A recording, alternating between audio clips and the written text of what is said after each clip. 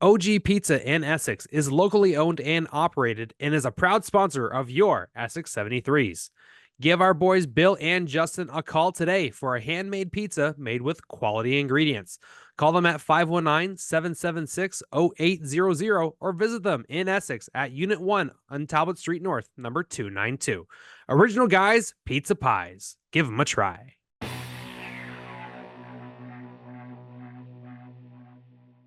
What's going on, all you beauts and beauties? Welcome to the Hat Trick Hockey Podcast, brought to you by GL Heritage, the official brewery of the Hat Trick Hockey Podcast. I am your host, Brett Hedges. The man below me is Tristan McGuire. The man beside me, oh wait, that way, is the creator of the Hat Trick Hockey Podcast, Anthony Toolbox Tony Gaudette. Hello, everyone. Welcome to the first trio of 2025. We made it. Yep. Yeah. They found me. They found me. Yes. I tried to run, but I couldn't hide. Yeah, so. You ain't going too far, bud. Tristan, what are your goals for 2025? Oh, you're putting them on the spot now. Yeah, wow. You know what? Because I'll tell you what Ant's goals are is to grow more damn hair, but not out of his ears or his nose. Or my butt. Did you know? Did you know that your name tattooed on your ass? My ass. You know that? So back to my goals. Yes. Thought about it. Honestly, well, no, it's going to seem just comical, but learn to love people more and just be more considerate of others over myself. Okay. You know, listen to people more than just hear them talk and wait for my turn to speak, right? So it's good. Listen to listen, not just listen to respond. Yeah. That's good.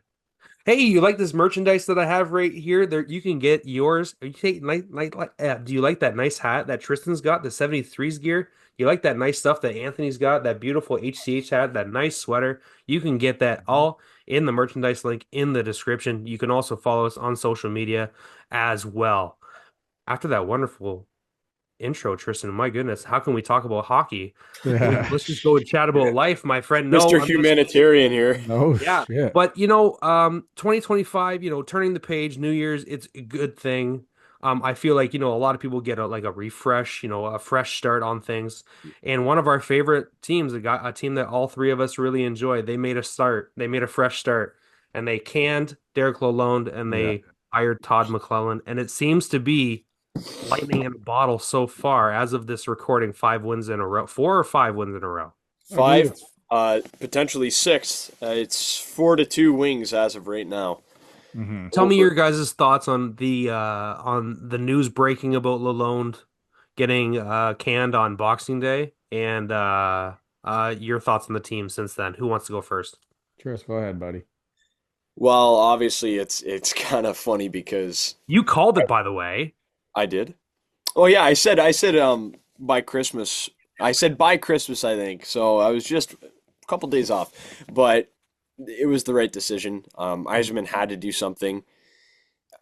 It doesn't just come from the fans calling. Like, I think fans tend to have this problem and think that they live in such a bubble that the managerial staff doesn't recognize what's going on. You know what I'm saying? Like, yeah, hello, they have multiple professional scouts, so many people on staff in between you and them. Yeah, sure, your voice is heard, but it has nothing to do with the decisions being made at the top. Mm-hmm. And you have to remember, Yzerman, a lot weighs on his shoulders with decisions, especially since the Illiches still have influences. Yeah. I forget the young man's name. Who's the youngest Illich there who runs the organization? Chris, okay. Chris Illich. He's been criticized for being very cheap with the Detroit Tigers. I haven't heard any rumblings of that sort with the Wings. No, not so much. No, as soon as Yzerman came in, he pretty much gave him the key to the city, kind of like, do what you want to do. And Yzerman's done that. I think Lalonde was a good, calculated decision when we picked him. 2-time Stanley Cup coach as an assistant. Successful coaching stint as the former Toledo Walleye coach. Shout out Walleye. Yeah, in the Red Wings system at the time. So Steve does know of him in his circles. But Todd McClellan brings something that Lalone didn't have in experience behind a bench as a head coach. The second most active, winningest coach, I believe. Huge. After only, I want to say, Peter DeBoer, who is ahead of him. Who's been coaching forever. Probably Yeah, active wins. exactly. Probably Paul Maurice and Peter DeBoer would make sense. Yeah. Yeah, sorry. So it'd be, I think he's third. I think those That are the would two make that are ahead of him. that would make But sense. anyway, obviously it's been a great decision. 5-1 since his acquisition. The only game that was lost was literally the second day he was with the organization. Uh, in 5-2 loss to Toronto. yeah, and you know what? Mhm. Toronto came out of the gate hot, and the Wings were trying to learn a new system. We had a great third period that game. I actually watched it, the full thing through to kind of look at what McClellan's system's going to be, and it's definitely a lot of hard work. But Mhm. it's not just that; it's allowing players to kind of play more freely. Like the Just system play is, fucking hockey. yeah, Yeah. exactly. The system is use your talents, and that's what he wants from his players, is for them to give everything they've got back to him, and he does. That makes his job super easy. If you show me what you've got, I know what situations to put you in. Not, Mhm. here's my system and you got to fit into this puzzle, and if you don't, well, sorry, bud, hit the road. Like that's not how you develop a winning club, especially a club like this that's got so many different players at so many different age levels. You got 3 rookies on the roster, you've got a bunch of guys under 25, and then you've got this whole crowd that's 30 plus. So it's really odd dichotomy, but I'm happy to see that McClellan knows how to make it work. He was very successful with the Los Angeles Kings most recently. The only problem is it was mainly regular season success, not Yeah. so much postseason, which is why he was ousted there. Similar But with when he was in San Jose as well. exactly, which in fact Peter DeBoer ended up taking over his job there. So, uh, but DeBoer to the same effect. He hasn't done much in the playoffs. It seems to be that second rounder conference final curse with him. But back to my point, yeah, good decision. Was there a better decision available? Potentially. Who? Uh, That's Joel what I was Quinn. just, yeah, 100%. Yeah, I don't. I understand there's a scandal there. Um, I think he's made reparations to indicate he is remorseful, but I also think he's made statements that make it clear that he didn't have enough of an insight to even really make a decision to it, or maybe didn't have the power to make a decision upon it because of that management staff that oversaw him with keeping his mouth shut and etc. I don't know the exact details. I'm not him, right? So Yeah, it seems that it seemed like a lot of that stuff was out of his hands, but it was under the supervision of him and his staff. yeah, So that's yeah, why and it he was had one of his fellow coaches, yeah. video coach. So how that even happens in the first place is beyond me, but Yeah, it's I disgusting and digress. sad. So, Mhm. yep. Ant, what are your thoughts? About fucking time. Yeah. First of all, about time. Also, too, I believe that is the first time in franchise history that the Red Wings have canned a coach mid-season. I believe too. I think I've heard that stat. I'm not sure. I'm definitely gonna look that one up. But now, when I come to think about it, like I've been a Red Wings fan for almost 40 years now, It's at and least in our lifetime, and that's happened. I've never seen a coach get fired No, Really? in it's the always middle of been the at the end of season. the I've year. never seen it. That's Yeah, true because they've had so many long time tenured coaches. That's what I yeah. mean, It right? was Scotty You So had Bowman for Scotty, you had, 12 years. you had yeah, Scotty, then you had Dave Lewis, yeah, then you had Mike Babcock, yeah, then you had How long was Lewis in there for? 3 years? something three, like maybe that. three or Yeah, four, Yeah. and but then still, like I don't think they've ever fired a coach mid-season. You just made me remember Jeff Blashill. yes, sir. Yes. Bold. I almost said Brad Lashoff. I said Jeff Blashill. That's funny. But yeah, listen, sometimes with a team, like they just need a new voice, a new system, a new like Yeah. something, a kick in And the ass, shall the I thing say. that I liked about McClellan is he has no qualms about being completely honest where things Mhm. are. Listen, I encourage everyone who's a Red Wings fan, and both of you guys most assuredly, listen to his post practice and post game talks with the media. Mhm. The best spoken coach I've ever heard. Like the way he sits down and addresses things in such a orderly manner. Holy smokes! Like, Mhm. most importantly was like talking about the success. He said, number one, it's not me. These guys always had it in them. And number two, you got to remember, temper your expectations for the remainder of the season because this is what he called like the honeymoon phase. You're Mhm. always going to have those Yeah. jumps with a new voice. It's motivation, it's encouragement. He says it's the sustainability of a team that proves where they are. And Yeah. he couldn't be more right. We're going to see come April where this team truly stands. And whether it's in a wild card spot or not, the goal is to finish competing, to finish the season with an above 500 record after that January 1st. And I think that's part of the reason Eiserman did that at that time, Mhm. is give yourself a benchmark in the season and measure your success based off of that. Because that first part of the season was a throwaway. Well, you Now got to you start shake it anew. up too. Sorry? You have to shake it up. Like the team was just going down. Like Yeah, I know, but there and was no I'm hills, saying but maybe he delayed it a bit for the mm, purpose of a benchmark of either A, halfway through the season, or B, a new year, right? New yeah. year, new leaf. You turn it over. Here's the opportunity at hand. But yeah, it could have been done back in October, and maybe we're sitting in the wild card one spot right now, right? We don't Yeah. know. We don't know, and we never will know. That's why I think Eisman says look at it as an opportunity to grow in the future, not necessarily in retrospect, because it's woulda, shoulda, coulda. Hmm. I think what people are forgetting is that Todd McClellan was also part of the staff that won the cup in 2002. Indeed, indeed. And he Yeah. knows, yeah, he was Was on it oh 02 or oh 08? It oh was 08. '08. Yeah, okay, I thought so. Sorry. Yeah, yeah, yeah. He was on Babcock's staff.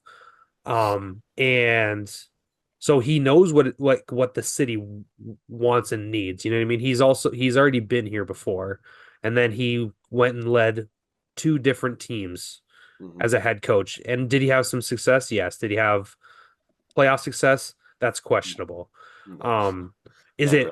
is it a big upgrade from what we've had? Absolutely. To your point, Ant, like he said, like he could have, or Tristan, he could have been done in October. I honestly think, and I said this in our group chat, is like I think he did it. He waited till the Christmas break so he wouldn't have to like do it with the boys, like during a road trip or something like that. Like give them a Hmm. break. They've That's been with their true. That families. you know what? I didn't even think of that angle. And Have a clean break with him. You know, like you yep, said, he came down on Boxing Day, right? Bring yeah. him in on Boxing Day, let him go. Bring in the new guy, clean house, do whatever. What they played the 28th, right, or the 29th. Something like I that. think it Yeah. was the 28th because it Yeah. Mhm. was a day or two after he was I hired. think I think he was just trying to limp his way to the Christmas to kind of limit the bleeding that they had and bring in the fresh voice, Mhm. and Yeah, because I people think who that's what say, it is. "Oh, yeah, well, if you would have done this back then," yeah, but you're not guaranteeing that it's going to automatically translate into wins. Yeah, Mhm. or that McClellan's gonna say This yes. team Like that's I hanging around 500 with Lalonde, yeah, all of a sudden, if you bring in a new guy, what if you just lose five straight? That could yeah. have very well happened. Hmm. And now you're going into Christmas as, well, let's go for Michael Misa. Like, now that we're back to 500, now just above it, because I'm pretty sure they won. Um, I'm sure they did. Anyhow, like I said, opportunity is the word you need to use here, and the Wings have it. Because if you turn it up to the point where, let's say, they've got about another 2 months, we'll say, until the trade deadline, and let's say that's 12 out of a possible 18 wins or something like that. Hmm. Then you can say, okay, this is a team that we're going to buy with at the deadline and make some moves to ensure that wild card spot. The only problem is, once again, same issue as last year. It's such a tight race Mhm. between us, Montreal, Columbus as well, who is doing surprisingly well in the Metro Division, Boston, who might end up petering out. There's so many Yeah. things that have to happen and also have to not happen for the Wings to solidify that spot in any amount of time. It's probably going to come right down to the last game, just like last year. For sure. I was gonna say that for Lalonde, I think that when the team failed to get into the playoffs last year, it was a big letdown, and there was a lot of buy-in leading up to that point, obviously, because things were working and they were rushing toward the end of the season to try and get into that rush. And when that didn't happen, I feel like just the balloon, just like all the air went out of it. And it was Yeah, really hard for them to inflate it when training camp started back up, right? To yeah, get themselves back to like to the shape that they need to be Mhm. in order to be a good team. And like they just never had it on a consistent basis no, anytime we watched this team. Like when Sebastian Cosa came in and they won a couple games in a row and everyone's like, "Oh my God, we need to bring this kid in right away and he needs to be the starter." And like the team's not that good that you can even think about bringing in that kid to like just throw him to the wolves essentially, right? Like people yeah. were kind of delusional about that. And so now I think people are going to be at a little bit more of a level, like a level head with this team, and they're obviously they're playing well right now. But and Tristan, like you said, I think like the dip will happen, but Mhm. they are 100% in prove it mode right now. They they also are convincing Eiserman of potentially the need for an extra player to really bolster themselves Yeah, skill wise, and it comes down to needing that skilled player because they don't have it outside of their top line. no, Uh, and it's come in the form of two big names, one much bigger than the other. As I have heard, the most likely name that I heard was Dylan Cousins out of Buffalo. yeah, Both teams have been heavily scouting each other. I don't know if you guys have seen that at all, but both teams have sent GMs. Like Eisman has gone to multiple Buffalo games. Draper has gone to multiple Buffalo games, as well as Kevin Adams has come and watched Red Wings games. And it seems like right around the holidays, it was pretty hot that Cousins was going to Detroit, probably for a couple roster players and a young player, something along those lines. Whether or not that's so likely at this point, they're still scouting. Like both teams still yeah. are scouting. So it's the trick is trying to make it work because the Red Wings are somewhat tricky near the cap. He's making 7.1, so you'd have to send a couple contracts out to make it work. Maybe put someone on waivers, send a pick to equal the value. It'd be tricky, but I think they can make it work. And the big name, you want to take a guess at who it is? Uh, Even Stamkos. no, no, but that would be a good option I mean, because we need an impact player, man. That's why I'm going it's an big. impact player, Elias Pettersson. Okay.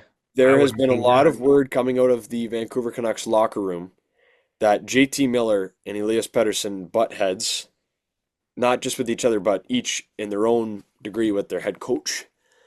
Um, so Would you rather Miller or would you rather I would rather Pedersen? have Pedersen. yeah, by a long shot, JT Mhm. Miller is I don't like even know who JT Miller is.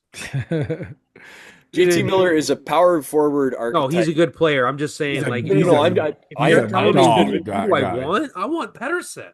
Yeah, but Pedersen comes at a much smarter value. He's got 1 year left on his deal, but it's a lot of money. So that one would be even trickier to make it work. That would be like an off season. He's got an RFA contract. You try and make that move then. But he is a big fish who immediately becomes an impact player. Like you get a 100-point player on this roster, that makes a difference. Cousins, he's only at a half a point a game this year. He had one season 2 years ago where it was 30 goals. But I actually like Cousins more in this scenario because it hurts our organization a lot less to get, and I think it is a guarantee. I think you make that trade. I think people kind of go, "Oh, well, this guy's young, and he's literally the archetype that fits Steve Yzerman's build, like 6'2", 200 pounds, power forward who skates. He can shoot the puck just as hard as anyone. He's a right shot. He can play center or wing. Like everything matches what Eisman wants, and he has the skill to bring it as well. So I'm just saying, if that happens, like I would be beyond elated because I play a lot of NHL, and I play a lot of GM mode and franchise mode. He was And like, I'll tell you this, and I've probably played since I've gotten NHL 23 a couple of years ago now. I've probably played 20 franchise modes as the Wings, which each one is 20 years. And probably nerd. Probably, I'm being genuine here. Probably half of those I do end up trading for Dylan Cousins, so that says something. Jesus, Tristan. Like genuinely, I like Cousins as a player. He's the only player born in the Yukon who currently plays in the NHL, so that's a cool fact. Tristan's Okay. played 240 years of NHL GM mode. I've I've played a lot of Red Wings scenarios to see how much I get right. Generally, not very much, but I got the Anthony Mantha trade like 3 years ago. I'll never forget that one. Like a week before, I traded Mantha for Vrana in a first, and it happened, and I was like freaking out. I remember like freaking out to my dad. He's like, "What?" I'm like, "I predicted it. Look at my team." But yeah, that aside, Exciting future for Go the Wings. Wings. the Wings have set themselves up well. Tom McClellan is a part of it. Love the guy. Love the voice the Wings have behind the bench. I Fair tell play. you that what I am more likely to go buy a ticket to go see the Red Wings now than I was a month ago. I'll tell you that right now Oh yeah. Yeah. for sure. Well, now they're playing with some fucking jam a little bit, at least. Like Hmm. it's good now. Anthony, do you have anything else on the NHL that you want to talk about before we talk about these junior hockey teams? Just one thing real quick. I wanted to hit real quick that knee. Okay, now listen. Everybody's saying knee clean. Like I wanted to kind of get what you guys thought about it. I believe it was the Flames and who You was got in to that talk game? specifics. Who are you talking about? I forget the guy's name, man. I just seen the play, but it was. Let me see. Why do It I was think a it dirty knee. was it a not? It wasn't a very famous player, was it? I don't think Oh, so. I thought you were gonna talk Was about it the Kirkland? Why do I remember that name? I thought you were gonna talk about the knee that Andrew Gibson got called for in the World Well, I Junior. mean, That was that a Oh, was yes fucking call. I'll tell you that I don't right even now. want to That talk boy about got the World focused. Connor Juniors. You Zary already was know the my guy thoughts who on that. got hit. Connor Zary from the Flames. Ah, yes. Someone fucking stepped up on him and hit him. So, I did you guys see the slow-mo of it? Yeah. Okay, so the knee, like it's not supposed to bend that way, obviously. Mhm. So some people were like, "Oh, pick your head up, this or that." So I just kind of wanted to get you guys' take on it. Do you think it was dirty? Do you think it was clean? Like, what did you guys think of it? Anytime a player extends their leg out on a play, it's a dangerous play, and I think they make the right call. In my opinion, like I don't care if it's on purpose or not. Like I don't care if you're Yeah. trying to turn the guy's knee inside out, but if you know in the slightest chance in the back of your head, you know there's a little voice that's saying, "Oh, I'm not trying to hurt him, but if I do," right? Yeah. That's what happened. And you can kind of see it on his face after you see Zeri go down. It's like, yeah, that was like that 20% intentionality, and it's still a penalty, in my opinion, and it still warrants a suspension. Mm. So, What I said is he hit the leg. Like I don't care whether he hit the shoulder or whatever. The leg was the first contact. yeah, You know what I mean? So I'm like, how was that a clean hit when the leg was the thing that was hit first before the body? Like, if yeah, it's a clean hit, he's gonna hit up here first in the chest, and then if he follows through and gets the leg, then at least he hit the chest first. You know what right. I But it's mean? not the principal point of contact. Exactly. Like the guy's leg bent backwards. So I just wanted to get you guys' take on that real quick before we move on. Anyways, I thought Let's it hear was Brett's. I definitely. do want to hear Brett. I thought So, it was a dirty hit. I mean, yeah, like a defenseman is in a hard position because you know that forward can make that last second move at any time, and then yeah, and it's your gut instinct to just stick that knee out. You know what I mean? Like it's just I it it's a bad knee, obviously. Like Mhm. it's but like yeah, like it's the speed of the game kind of being like victimizing that guy kind of a bit. Like you know what I mean? He needs Mhm. to be in a better position, right? If he I even think. Sorry, Brett. no, Just, you're just good. to add That's a. all I really have to say on it. Like it's a shitty I'm play. looking for his Yeah. injury update Well, right now. I see, and this is going to go part and parcel with whatever you're about to say, but I think they really like the player development, or sorry, player development, player safety really needs to take a long look at how they evaluate suspensions.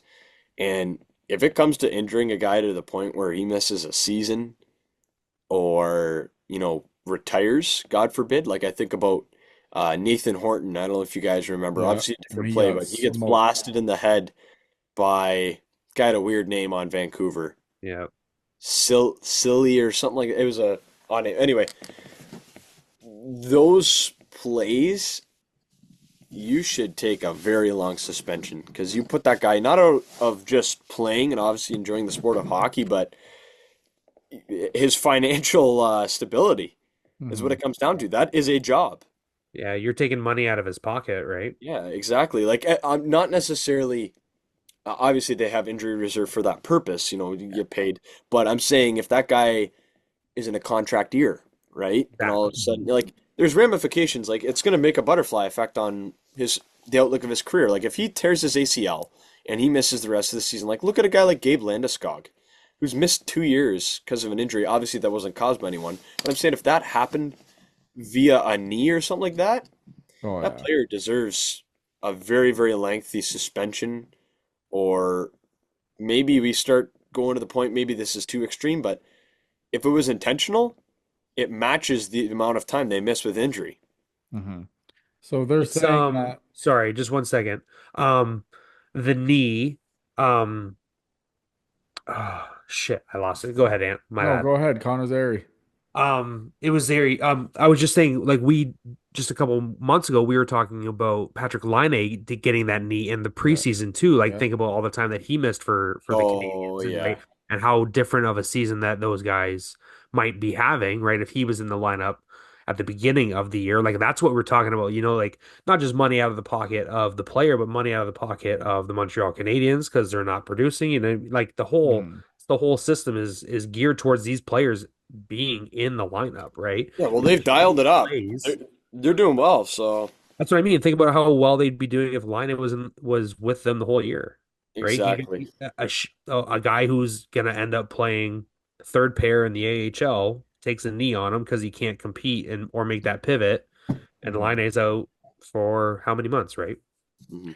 Yeah, so they were saying with him that he does not require surgery, but he will be missing a lot of time. They're not sure on when he'll be back, so he's going to be out Well, for an if he doesn't extended need period of time. surgery, nothing's torn, so that's good. But You see, with Line A too, when Line A got hit, his knee looked like it went sideways, where Zary's looked like it went like straight back. No? yeah, Right? So that's yeah, probably why but Line A even like more so, really. like, mm, you'd almost want it to go to the side, no? I'm not sure.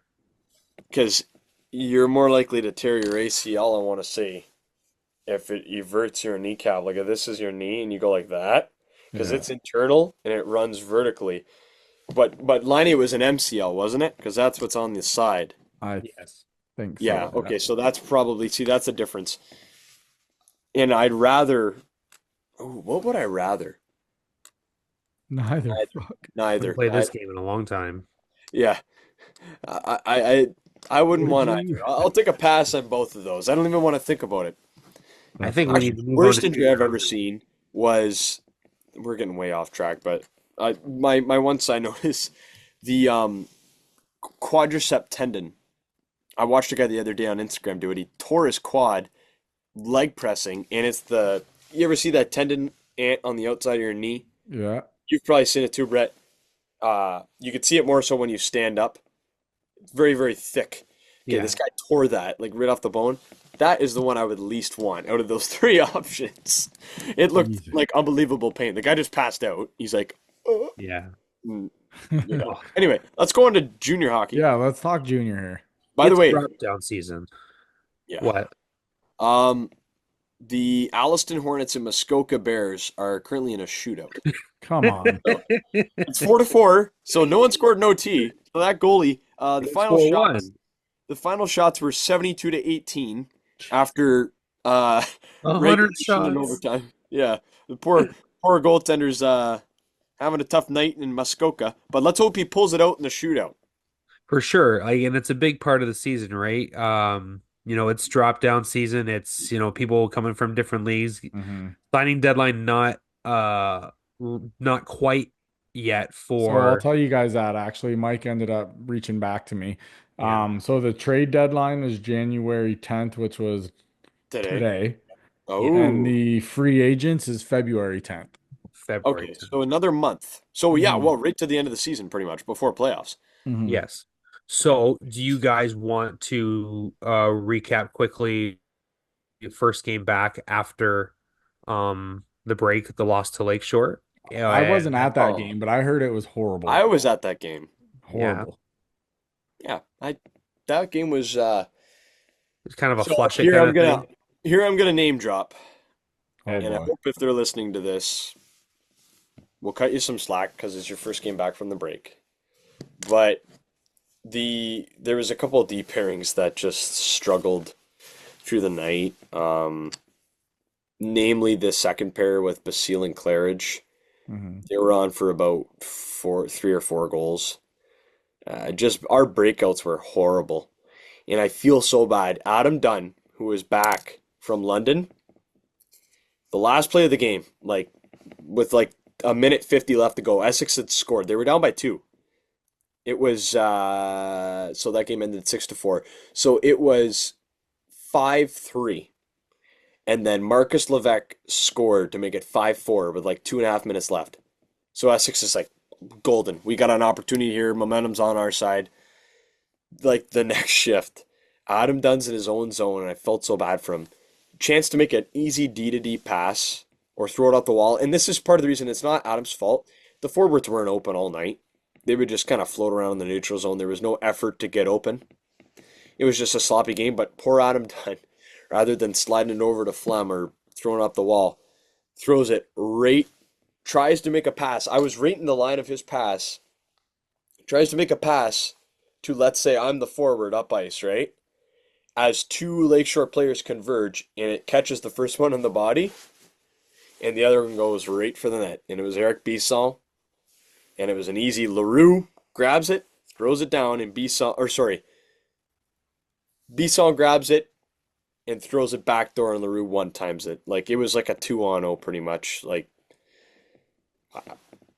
yeah, it sold the game, right? At that point it's 6-4. Yeah. Now you're done. You got 2 minutes left to play. It's 6-4. Well, that killed them, and that game was just forwards weren't getting open. Gabe Piccolo scored probably his grossest goal of the year. I'll give him credit there. It was a short-handed one, 1v3, walks into the zone, dances around everyone and scores. hmm That was a problem. Our big guys kind of did answer, but another guy who a lot of people kind of called out online was Pat McManus because he had a bit of a game where he didn't score, so it was almost like we expect him to score every game now, but he redeemed himself the next week against Amherstburg. hmm But nevertheless, it's a learning experience. It just would be nice if we could actually get Lakeshore's number and not have to deal with this year after year of losing the regular season. This is the same team that lost to Walpole Island, mind you, and I will not let them forget that anytime soon. And Walpole Dresden, Island, same week. not a bad team. Not a bad. I'm not saying that. I'm just saying in the standings they are last, and in the standings Lakeshore is second in our Stobbs division, and they lost 4-3, where it was 4-1 at one point. So this is a team that Essex should be beating, and we didn't. And it's a Hopefully, big game for Lakeshore too because they make up those 2 points that they lost and some of those losses before Christmas, right? So it's a big win for them. Essex comes back and gets a couple of big wins after that. They've won in Dresden during the night of this recording. So that's three more Yeah. wins since I that believe that's loss. now a final too. It's Yeah. So wins against 9-2 Walpole final. 9-2. So 9-2. wins 9-2 against final. Walpole 9-0 blitz of Amherstburg, and now 9-2 over Dresden. They pick up three more wins there. Still in the division lead, and I feel like you guys are going to be just fine. Yeah. But that leads to, it's signing deadline season, right? Yep. And that leads to new names coming onto the team, Well, and real unfortunately, real quick, have in mind too, we're playing these past few games without Seth Martineau as well, who's out due to injury as well. So Yeah, we are missing lower body Marty, injury. which is a huge piece on the back end. So Yeah, he's our just top just top pair just throwing defenseman that out there. with So Fleming. So yeah, yeah, it's good to note for yeah. sure. But sorry, man, go ahead. Fresh names, Tristan. Yeah. Yeah, so we traded out a couple guys, and I'll give a shout out to them. So obviously we traded Sagan a while back. He's in Amherstburg now, but more recently Scored a Isaac, game winner last week. yeah, 1.5 seconds left. Yeah. Isaac Nickel was his rights were traded back to the Mitchell Hawks. So I believe the goal for him is he's still at school in Windsor. Um, Finish his school year and play for them in the playoffs. The team where he played originally, his home team. So, Mhm. and that was just the nature of, I'm sure a roster move 73s. They need space to bring in new faces, and that's the nature of hockey. That's all it is. Same with Sean Shanahan, goaltender. We moved out. He is going much closer to home. So he's from Watford, Ontario. He's going to play for the North Middlesex Stars. The arena is 20 minutes from his house. And yeah, he gets the opportunity to be their full-time starter. They just dropped a goaltender of their own who's been their starter all season. And Sean is going to be their guy going forward. So good for Mhm. him. He did great for us. Yeah. We had a nice write-up online to acknowledge that. Um, yeah, we wish Sean well. He did a good job for us here in Essex. And also has local ties down here. Most of his family's from Maidstone. So, Mhm. uh, but the big story who we brought in. So recently, a team up north in the Northern Ontario Junior Hockey League, so Junior A, in the Noge, as they call it, Good news. Nice. Elliott Lake Vikings had a fire last year that nearly decimated their arena, unfortunately, to the point where they could not play, I believe, the remainder of last season at home or this season at all at home. No way. This is real. So they have been forfeiting every game, and the games that they play on the road, they were for the most part kind of 500 with. And as a nature of that, the organization did not bring in enough funds, I'm left to assume. Therefore, they have been granted a leave of absence from the NOJHL. The team folded. Yeah. And by nature of that, all their players then become free agents. So Mike Paley obviously recognized that they had a goaltender who was doing terrific, over a 900 save percentage there. He also played last year with the Utica Junior Comets in the United States Premier Hockey League, which is very similar to our PJHL. Um, it's like two divisions below USHL. Yeah, Brogan Colhoun is his name. It's spelt with a Q in there. It is silent. It is of Gaelic origin. Brogan Colhoun. So we welcome him with open arms. Mhm. 6 foot, 175 pounds, and he's a 2006 born. So lots of tenure left. Whether it's with Essex or not, we will find out. But in his first appearance, Ant, how did he do? Shout out, crispy. Crispy. Yeah. I He's mean, So awesome. talk about an impact player, right? that's a pretty Oh, good big time. debut. Yep. And I also saw some comments online that we're going to address right now. Oh God, So, these jabronis. yeah, well, I want to Tristan's voice keeping myself. receipts. Here's the thing. There was comments also about like, oh, how competitive people are and how competitive sports work and stuff. I'm a very competitive person.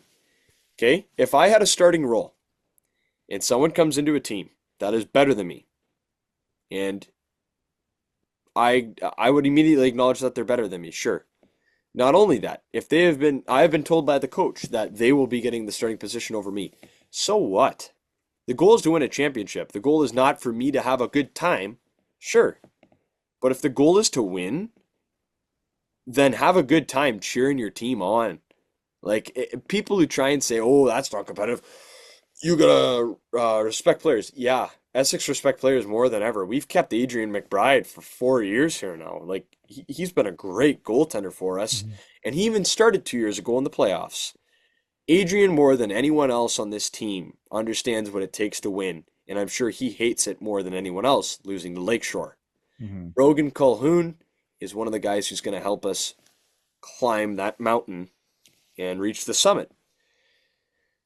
I just that's the best way I can encapsulate it. I don't understand this point of, oh, you're screwing someone out of starting time. Not at all. Even in the playoffs, we rotate starters, so there's no fixed position. And Tony Porowski, I'm sure, is preaching that behind the bench as well. Mhm. The people who work hard and produce are the people who are going to play. And for Colhoun, there's no guarantees of that. And for McBride, just the same. Just because he's been here so long does not mean anything. So both of those guys have an opportunity to play their absolute best and challenge each other for that starting position. I like it. That's Anthony. yeah. I Yep. like it too, but I like how he's a big goalie too, like 6 foot. Like that's pretty tall for. Well, I know. Well, look at our other It's goalie. Brider's yeah. like fucking huge, but I just I mean, but mean, that's pretty big for a goalie. 6 foot, no? Or is not that anymore. kind of average nowadays? Really, you Savage. yeah, it's That's average. Especially crazy, in man. junior league, that's pretty average. You're hoping for 6'2", 6'3". Yeah, 6'2", like 6'3", and like 190 pounds is like the best goalie because you're reflexive, you're You tall, you're athletic. you can fill out. Yeah, exactly. Yeah. Damn. Like the thing is, like, yeah, you think about goalies in the NHL though, even like the best ones right now are 6'5". Connor Hellebuck, Jake Ottinger, guys like that. Thatcher Demko, they're all 6'5". Yeah, how big's Vasilevsky? 6'4", I believe. He's a big dude, man. He's been racking up wins for years. Yep. Yeah. Let's hit So it. Keep But no, going. Colhoun is great. Like, don't get me Mm, wrong, wasn't tested much in that game. He had a couple, like, he killed a 5-on-3 pretty much by himself. Like, did a good job. mm. There was blocked shots in there, but you know what he's really good at? And I'll give a shout out to a former Amherstburg Admiral and Lakeshore Canadian. I give credit where it's due. Nick Bolton is played last year. Colhoun looks identical to him. Same size, and you know what he does very well? Play the puck. He came out behind his net, was cool as a cucumber.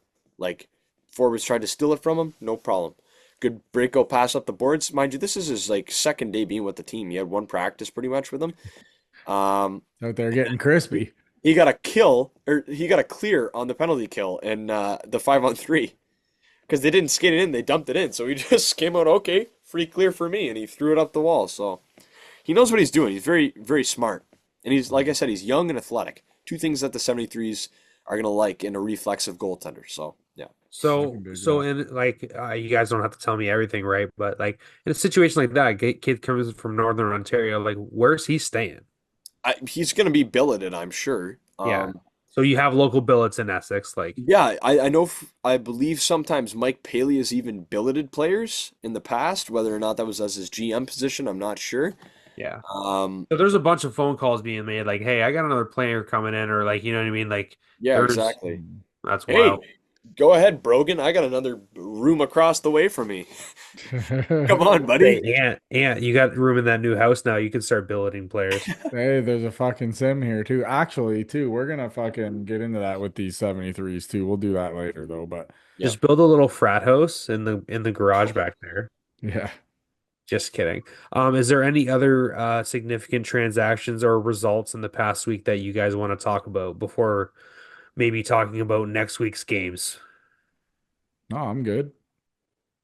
Tristan, Muskoka won in a shootout. Let's go. let's go, Allison. Let's go. First loss of the season for the Alliston Hornets, who lose to Muskoka the team that's second Bears. last in the league. Amazing. Across the whole league.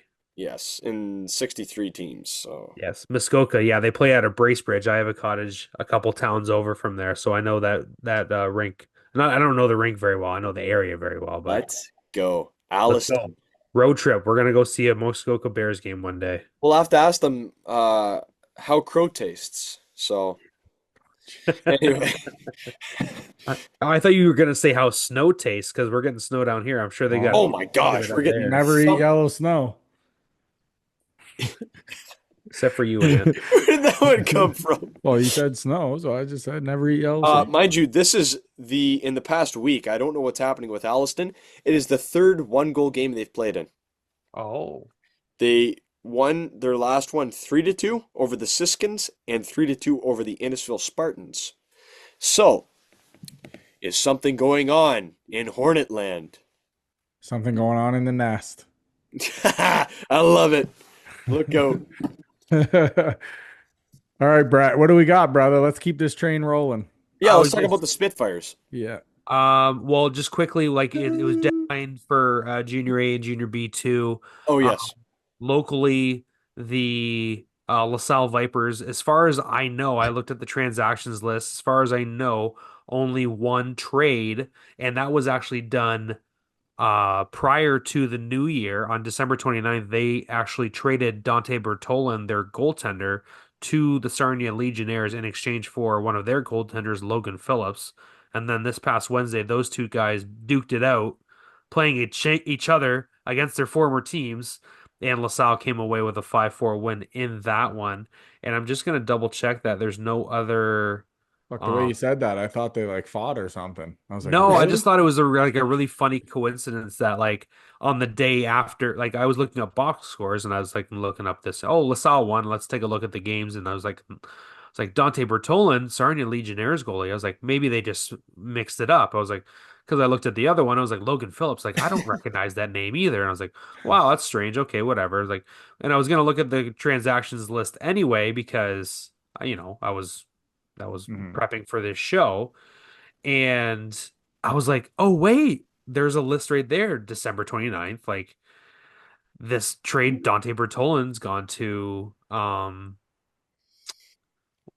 Sarnia for this kid from Sarnia, right? So, like, wow, like I wasn't really expecting that. Like, I was just thinking, oh, it was just a simple typo because, like sometimes those box scores, they're just flipped around or like just random stats or like in the wrong team's thing. Yep. And, yeah, so on December 29th, LaSalle got Logan Phillips from Sarnia. And on the same day, and I was looking at, the other like transactions right below that. In that transaction, Sarnia sent another goalie of theirs, not to another area team, not to LaSalle, but they sent that goalie to Leamington. So now Leamington's got their backup goalie Yeah. situation kind of Don't firmed up for don't even Marcus get me started Vandenberg about now. Leamington's goaltending situation. Why? What's that? Well, uh, this is going back like 2 months, but they traded Trey Altman, which, Yes, to King. yeah, that made me a little bit unhappy. So, yeah. Eek. Well, it's Trey Altman is a terrific goaltender. Like, Yeah. what's the problem with having a 1A and a 1B? You don't need to have a backup. Like, oh, yeah, well, we want to have a guy with an 80 save percentage on our team. Where's the logic in that? Well, Whatever. yeah, they traded Altman. I don't even think it was for a pick or I think maybe they got a player back for him. And then they were backing him up with backing up Vandenberg with some U16 goalies, I believe, and U18 like AAA goalies Mhm. one at a time. And then, well, at least this kind of addresses that. But You know who I want to give a shout out to? I think he got his first win, or actually, he got a shutout last week. His first shutout. He's a player from the area. Just last year, he was playing for the Sun County Panthers. Zachary Jovanovski, yes, Mhm. for the Guelph Storm. very good. Unbelievable story there. That guy literally makes the jump from AAA to the O. He played a little while for the, oh, who is he? Who is their affiliate, Junior B? Who's Junior B? Um, Guelph. Oh, I'm not. Oh, it would probably be like Listowel or like Stratford or anything. Like, there's a lot of little ones around there. Like KW have the Siskins up there, and Maybe it was Stratford. I think it was Stratford Warriors. Yeah, that's probably what it is. Or Spartans, or yeah, it's Warriors, that's right? the Warriors. Yeah, Yeah, yeah, okay. I think it was Stratford Warriors, and he went up and played. What a what an awesome story. Good for Jovo. Um, young Jovo cop. yeah, But Mhm. yeah, good for him. yeah. That is a It's cool nice to story. see Thanks like for bringing that up. I had read that, but I yeah, it forgot. was like a 40 something save shutout. Like he Yeah, was he dialed wasn't in. like it wasn't a powder cake shutout there for No. sure. So that kind of does Leamington made some minor moves as well. They sent a couple of guys out as well, but that team's really talented and I think they're going to be just fine going down the stretch. Yeah. Leamington, they've got a bunch of players that they're going to be just fine if they only had to make one swap at D. Yeah. before the break. I might have missed something. I'll double check that before we leave, but I don't I think I want to correct what I said. Air Centennials. That's who he played for I see. in the OJ or GOJ. And Air is a very good team this year as well, so that makes Mhm. sense. Yes, Air Centennials. They used to play for the in the Great Lakes Junior League, so PJHL back in the day. Okay. Christian. Sorry, I just missed this. Just today, LaSalle got a kid from Kamoka, which is one of the Oh, lower teams in the league in the junior B. Got a kid named Cade McGeen, not McQueen, McGeen, I AMCGEN. know that name. Yep. Is So he? he's from Windsor. Oh, I was just gonna say. Cade McGeen. Okay, So he's fun an oh fact. 07. Cade McGeen, former Yes. 73's AP, played last year, got an assist. That's why I know that name. I just remembered that. I just remembered that. Yeah, I played last year with Windsor Spitfires U18 AAA. Yes, Now, so sir. he's going to be playing Junior B in Windsor now. I mean, in LaSalle. So, Isn't that awesome, eh? yeah, another local boy. And like you were saying before the trade deadline, I mean, before we got one on air, Chatham made a bunch of different moves. Oh yeah. we're not going to They get into brought all in of like them. two defensemen and sent out one. I Yeah, know but that. yeah, there's a bunch of different adds and deletes for there. So they've been making moves. Um, Obviously, you're going to see a lot of shuffling in the Yeah, next week or sorry. so. So Cade McGeen played one game and had two assists as an Essex 73. So there you go. You know what, Tristan?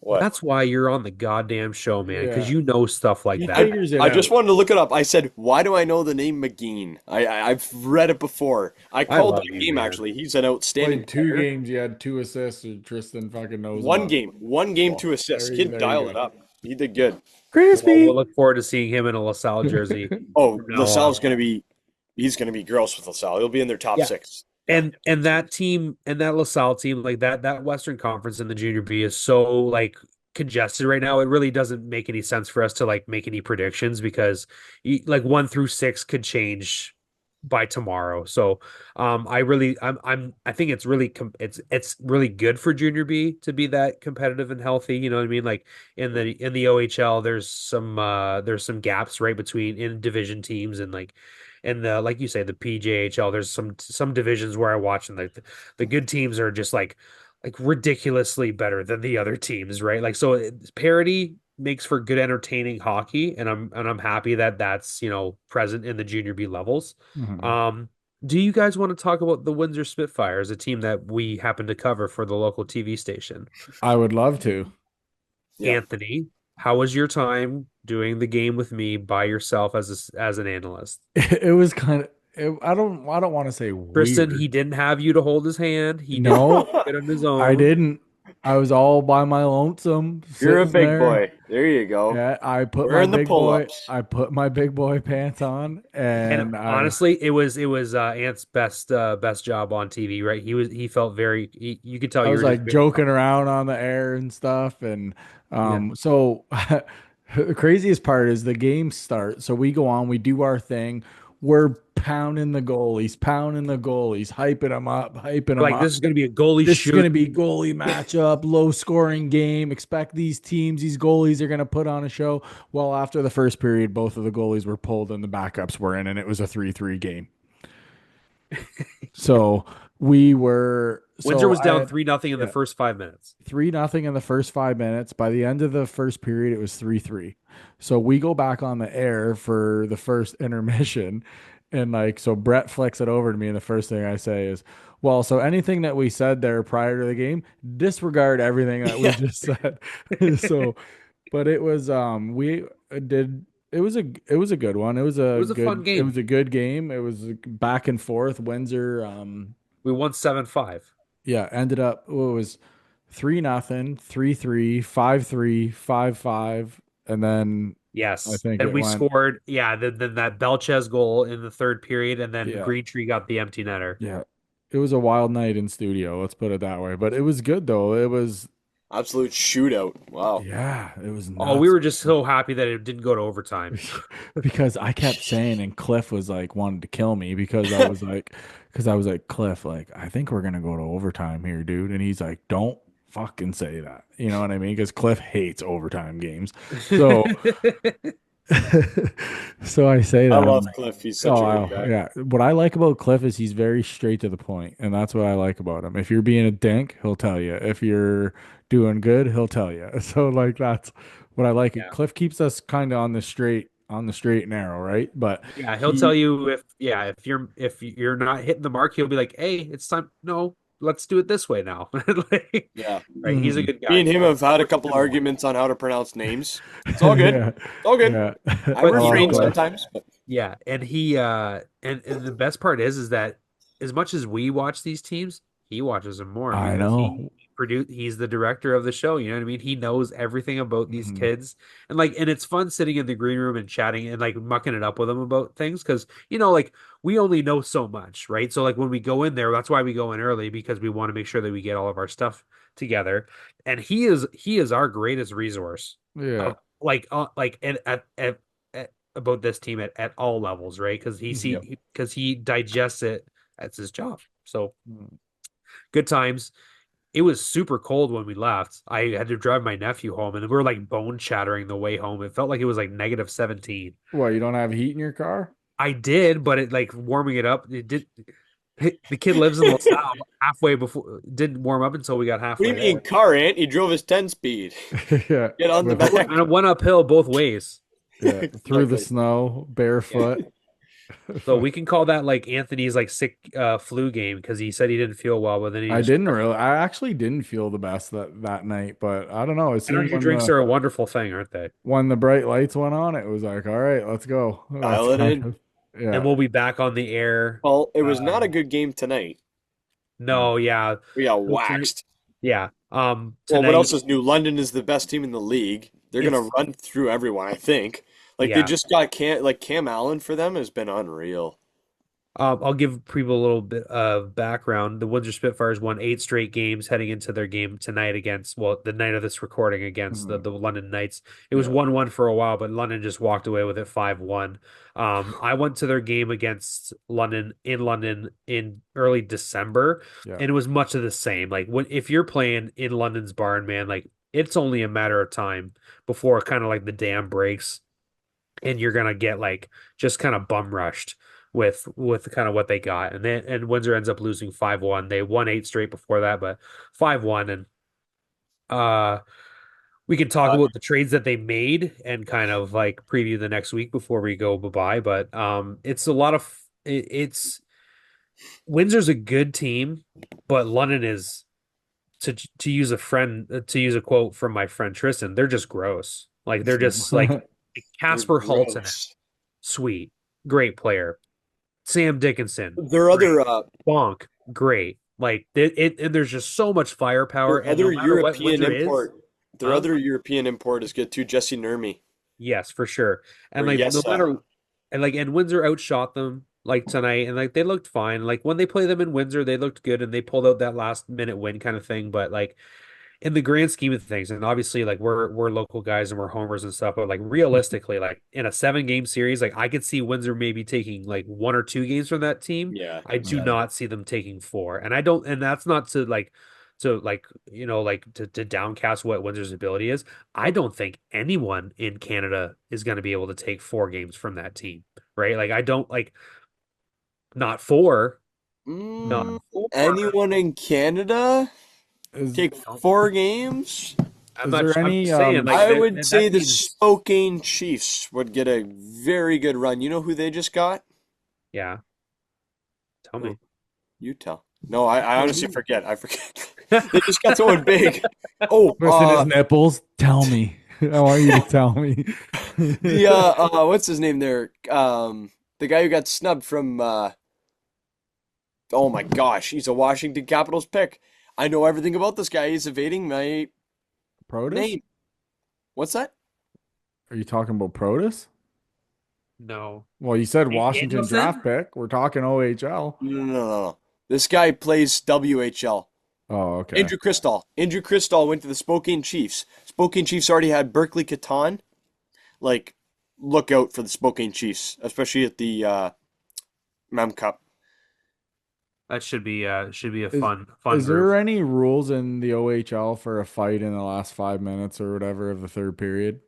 I mean, No. you might get a misconduct, but I don't think that's specifically Okay, to that. Like, because there was a scrap in at the 18-19 mark. AJ Spellsy got in a fight, so that's why I was wondering. good. Um, Just wondering. yeah. I'm not sure. Yeah, Windsor, like, I hope, obviously I hope that I'm wrong, but like, we'll see if maybe these Mhm. new picks are, the difference between, a team that maybe could only take one or two games and maybe could take four games in them. So Windsor did pick up two new players three new players this week. Prior to the trade deadline, first pick, they get Luke McNamara, 19-year-old center from Kingston for a draft pick. That player basically replaces Owen Outwater, who is a 19-year-old forward who they lost in early December to season-ending surgery, shoulder surgery, Oh, and it's like his second or third kind of like not major injury, but like an injury where a significant amount of time is going to be needed to recover. So he's gone for the year. He's an 05, so it's kind of up in the air whether or not they would offer him an overage spot next year. So that's a name that you wow. I maybe feel like. old. The overagers are going to be 05s next year. Yeah. Oh, What the five. heck? Jesus, I was already So, out of high school for fuck's sakes. Yeah, I was going into, well, I was in the beginning of 05, I was in grade 9. So um and then what they so the so the so yeah so the Luke McNamara pick, it's a straight swap, one player for one pick. He's a guy who's a former first round pick by Saginaw. He got dealt to Kingston so they could load up for the Memorial Cup. He just hasn't quite found uh his home yet, right? He's a guy who said he's admitted that he's never played in the top six on any team in the OHL, but he wants a chance to. He's lived on, teams' third and fourth lines, and that's what Windsor needed to upgrade in, right? So they got a player to fill at least one of those spots. We'll see what kind of productivity we can yeah, have. He's had limited productivity in his games, but they I did felt say that he's bad. a good two-way guy, so we'll He see. got he got kind of online. Sorry, When you we you traded you for him, we glitched a got bit, so can you oh say it sorry. again? He got torched online a bit. When we traded for him, everyone's like, "What? Why are we giving up this for this guy?" And the one guy in the comments was kind of funny because the post said, "We're hoping he can achieve his full potential here." And so one of the comments says, "Is the potential in the room with us?" Oh, holy. I'm like, "Oh man, poor guy, already getting it from Windsor fans." See, that's one problem is some Windsor fans online get pretty aggressive. Windsor Yeah, fans don't give a it's kind of silly. It's pretty intense, and I'm like, it's junior hockey. Like, It's funny though. At the end of the day, this is all supposed to be fun. Like, you know what I mean? Like, this is why we like yeah, this I game. get Like, that. the fact that, like, I don't know, like my life doesn't revolve around guys that are gonna go to the NHL. You know what I Yeah, mean? it's because you're not a has-been. That's true. Like half the people on there. I see. Yeah, I'm talking to you, soapboxers who get online and go, "Oh, it was back in my day." No, just cut that out. It takes a lot more of a man to look at something and go, "Okay, I don't need to respond to that," Yeah, I agree. and just spilling your guts on there for the sake of a couple likes and a no. They're trying to get a reaction out of other people. Just Yeah. go about your day. Drink your Jabronis. That's coffee. yeah, that's 5 minutes of your life you could have back doing something else, like Yeah, fixing the damn sink or something like that. I don't know. yeah. Fix your life. Give your head a Yeah, shake. fix your life. There you go. You're really Um, calling it out now. I love it. It wasn't the only move that the Windsor Spitfires made. They also made a move for a 19-year-old defenseman, Wyatt Kennedy, from the North Bay Battalion. I like that move. They traded Adrian Manzo, a 17-year-old defenseman, and four picks, including one conditional pick if Wyatt Kennedy plays an overage season, it would go from an eighth round pick to a second round pick. Wow. So you get yourself a puck moving, like a net clearing defenseman there.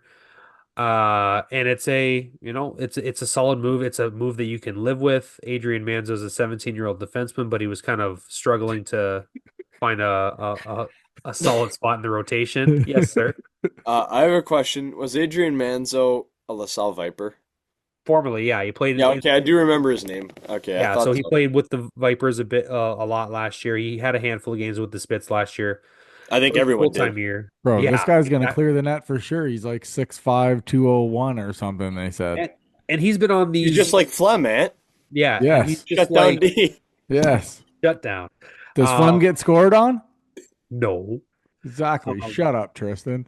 but That's- Jabroni. he was the one who told me that. He's like, well, is that all I am, a shutdown guy?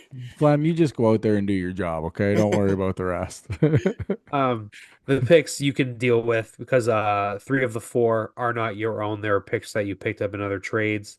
Yep. And it's a move that Windsor needed to do. They needed to upgrade, get someone on their second D pair that, has a lot of playoff experience, right? He's been on these North Bay teams that have made the Eastern Conference Final the last 3 years. He's got over 100 games in the OHL. He's got over 100 penalty minutes. He Yeah. has limited offensive, he's got some decent offensive numbers, but he's not going to blow you away there. That's not his job. Is he a right or a left shot? Right-hand defenseman. Okay. Ooh. I was trying to think of whether or not he would have played 6'5", 200 pounds. if he would have played with Ty Nelson or not. But I'm pretty sure Nelson's a right shot as well. So Yes. So, like you said, Tristan, you like this move. It I filled love the it. need for this team. Yeah. And for the price that you paid for it, you can live with it. So Especially he's if he probably comes going to be back for playing an with overage season. Woodall. Yes, he was playing with Woodall tonight. That was his second pair. That he was on Nice. the second pair. Cool. I like it. Shout out to Woody. He's a good dude. Yeah, he's having a very good season for them. He's doing a great job on that second pair there. It's either second or third, right? It's sometimes they'll swap Walton and Eichler on the second, but they're usually the third pair there. So they had one more move right before the trade deadline. It was announced 90 minutes after the trade deadline on Friday noon today, at the day of this recording. Ethan Martin, 2005 forward, 6'5", 6'6", big body, son of former captain of the Spits. Sorry. I love when Brett burps mid show. No, I just coughed. It I'm was sorry. coughing. I thought he was burping. He No, clipped not on this for a time. sec. Sorry. It's a move. Oh, sorry. So they send Martin to Oshawa for an '07 forward named Sean Costello. He's only played about 22 games in the O, only 2 assists. So, a depth guy, a guy who's in the '07 age group. And the only other 2007 age group forward that you have is Jack Nesbitt. So you need someone in that year to create depth on your team for next year. So those are the wrap ups of the players that Windsor got: Luke McNamara, Wyatt Kennedy, and Sean Costello. Anthony, your thoughts considering we're going to be covering this team? I also want to. How is his last name spelled? Who? The last name you just said. Of who? Costello? Yeah. Costello. And how is his first name spelled? Oh God. Shawn. Okay. Yeah, I guess that was irrelevant. It's actually Costello. Okay. Because it Oh. is, you're never going to believe this. You would think it's an Italian name. Shout out to my grandpa. It's actually Irish. Never knew that. And that's how they say the name in Ireland. Because there's a guy who plays on Lakeshore, Connor Costello. You would think it's Costello, like, oh yeah, Costello. Well, Elvis Costello was Exactly. See? But was it a is just Costello. I want to say, especially with a name like Sean, which is traditionally Irish, Scottish, something along those lines. Yeah. well, and Abbott Costello from the comedy group back in the Exactly. He was most certainly Italian, so day. we don't know. But with the name like Sean, we'll see. Perfect. Jesus. Any other thoughts on the OHL? I just Andrew like, Gibson, local guy, got sent to Oshawa, and he scored a game-winning goal tonight. 3-2 win over Ottawa Let's go. in One of the the- final minute of the game. One of the things I like about those moves too is that it puts another big body on the blue line. Like, you know what I 100%. mean? Like, I like a big blue line, dude. Like, because A come across, dance. yeah, I love it, man. Be physical. Like, that's me. Your Wear them down. That's my style of play. chef's And kiss. yeah, I feel like a lot of the three moves are probably more for depth, like Yeah. These are minute, like 100% depth munchers, plays, right? but they're making practical moves. Sorry, go ahead. Yes. Yeah, no. I agree 100%. But I don't know. We'll see. I think they'll be fine. It's junior hockey. They'll come in. The boys will just welcome them in. They'll stay hot, and Yeah. we'll just keep this train rolling forward. Yeah, in the first game since the deadline, like as we said, um Nathan Gaines was a healthy scratch, and Costello was in transit, so he didn't play. And Oatwater was obviously he's out with the upper body. He's going to be on all those injuries and scratches list because he's on the team, but he's gone for the year. So they had Carter Hicks, the 16-year-old defenseman. He was listed as the seventh defenseman on the game sheet tonight, and they had Tanner Weingard, who's an '05 defenseman slash forward. They've got him on the fourth line there. So that's where I think you're going to see him. I don't think you're going to see Weingard playing D unless there's a couple more injuries on that front. But these are depth moves, and I can't like we kind of saw like a mishmash group of them. Like we saw two of the three new players, and I don't think you'll see Costello in every single night. Like he's going to be a healthy scratch and stuff because he's a young player that still needs to learn everything. But Mhm. I think that I think this team got better a bit. Like we talked about it earlier, how like we all want the big name. We want the impact player. We want them to make a big move to go all in now. Yeah. But after what happened with the Shane Wright deal, I don't think that Billy wanted to put all the eggs in the basket again on a team that he doesn't know if at the end of the day that they've got what it takes to win the whole league.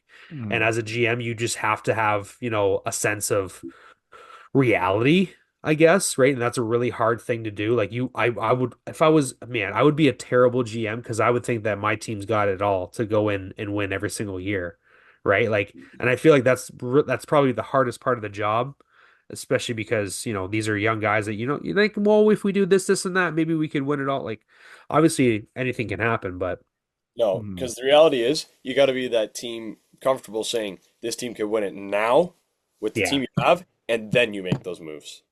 Yeah, and a lot That of is when you pull people, the trigger on. But like Clark and Gibson were two big guys who people online were freaking out that Windsor didn't go and get them because they're obviously local and yeah. exactly what fit our needs. So Yeah. So yeah, and like yeah.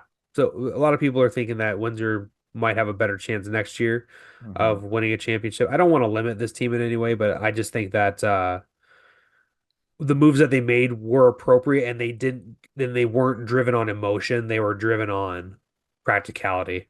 yep, So that's smart. and that's why I at this point I have no complaints. I have if those two players, like uh McNamara and Costello, like those are guys that well, they basically it's blank slates. Let's figure it out, Mhm. right? Like former first round pick for McNamara and Costello was a depth guy for Kingston, but I mean not Kingston, Oshawa, but let's figure it out. If he's not playing, it's because Oshawa's a really good team. So 17-year-old, it's gonna be hard for him to crack the lineup every single night, but at least he's gonna get some reps here. So Mhm. Alrighty, Shout. yep. that a wrap? Is that everything? I think so. There's going to be a All lot of right. 73s fans wanting that post. So All right. From all of us here at the HTH podcast, thanks for tuning in. For Brett and Tristan, we'll see you next time. From all of us again, we'll see you next time on Hat Trick Hockey. Good night. good night. I've lost my fight with time. My number's up and up the line. I gaze at the darkness, so empty. Just looking for the light. Shelter